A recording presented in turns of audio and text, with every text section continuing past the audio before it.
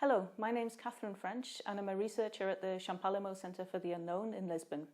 My BIAL Foundation project is called Effective Conditional FOXP2 Deletion on Motor Sequence Learning, and the work was carried out between 2013 and 2016. So I'm interested in understanding how our brains enable us to speak and understand language, and one way of doing this is to find out what goes wrong in speech and language disorders. There are some children who grow up in language-rich environments who don't develop normal communication skills.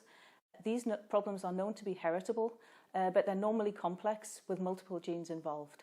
An exception to this is the KE family, where a mutation in a single gene called FOXP2 causes a severe speech and language disorder. This gives us an important entry point into the underlying biology. A core feature of this disorder is something called verbal dyspraxia, which is difficulty making the sequences of movements with the mouth and the face required for fluent speech. We used genetic tools available in mice to remove FOXP2 specifically from defined brain regions. We then investigated the ability of the mice to make sequences of movements by training them to execute series of lever presses. Mice lacking FOXP2 in one brain region, the cerebellum, pressed the lever more slowly, whereas mice lacking FOXP2 in another region, the striatum, executed these sequences of presses more variably.